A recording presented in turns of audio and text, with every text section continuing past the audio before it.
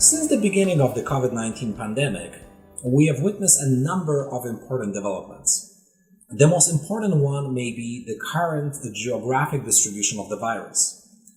After an initial decline of cases in majority of Northern Hemisphere countries, we have subsequently seen a significant increase of cases in the Southern Hemisphere. That pattern has significantly increased the risk of COVID-19 returning back into the Northern Hemisphere in the fall and following a seasonal pattern very much similar to other respiratory viruses, including other coronaviruses. With an increased level of risk of COVID-19 returning back in the second half of this year and potentially developing a persistent seasonal pattern for the foreseeable future, it is important to understand what are the current therapeutic and preventative modalities for dealing with COVID-19. In the therapeutic space, after the initial setbacks with a number of assets including the widely publicized hydroxychloroquine, we have seen a success in pivotal trials of a lead asset in this area called remdesivir. While positive and approved currently, the data for remdesivir suggested a rather modest effect, mostly impacting the clinical course of the disease and the duration of hospitalization, without a clear signal of an improvement in mortality.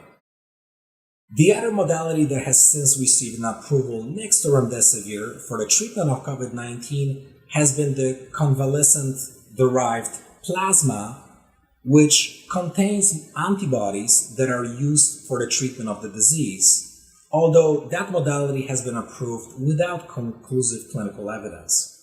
In the area of trying to deal with the complications of COVID-19 infection, there have been some notable setbacks, however also a remarkable success of one of the most widely available steroid treatments called dexamethasone, which has demonstrated an improvement in mortality for the severe COVID-19 patients. So these modalities are currently approved and being used in practice. What's interesting about a number of pipeline assets in development is some of the modalities that are being currently tested in pivotal trials, late-stage pivotal trials, specifically the so-called monoclonal antibodies.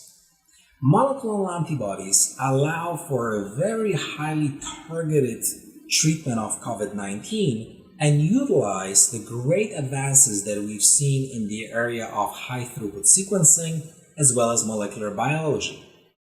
These assets are currently going through the final stages of testing, with potential data being available in the latter half of this year. In the area of prophylaxis, we are mostly focusing on the development of various vaccine modalities. Some of these vaccine modalities rely on traditional tools, typically being based on certain elements of the virus being extracted and provided to patients, while other more novel modalities rely on the actual genetic sequence of the virus.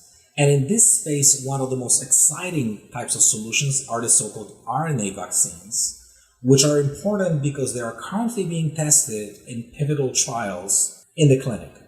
Before we get into some of the interesting early data that we have seen with the RNA-based vaccines so far this year, it is important for everyone to understand what are the key factors of a vaccine being successful. Well, number one, the vaccine itself has to boost a certain level of immunity. That level of immunity has to be sustained for a sufficiently long period of time. And lastly, the vaccine has to be safe.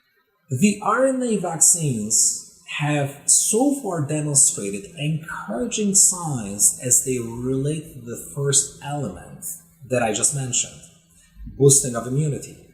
And here we have seen in small numbers of patients relatively high levels of the so-called neutralizing antibodies being created, which then imply a potential level of immunity against the virus in these patients. However, not only were the numbers small, the follow-up period was also relatively short. Hence, there are still significant risks that remain as they pertain to the potential efficacy of these products. And another risk factor is the safety. Here, one of the key safety events that we could possibly witness in the development throughout the conduct of these pivotal clinical trials is the so-called antibody-dependent enhancement phenomenon, where paradoxically, the production of antibodies by the immune system can actually increase the risk and severity of the infection itself. We will probably see the totality of that data coming from these pivotal trials with the RNA-based vaccines in the first half of next year, with the traditional approaches taking a significantly longer period of time.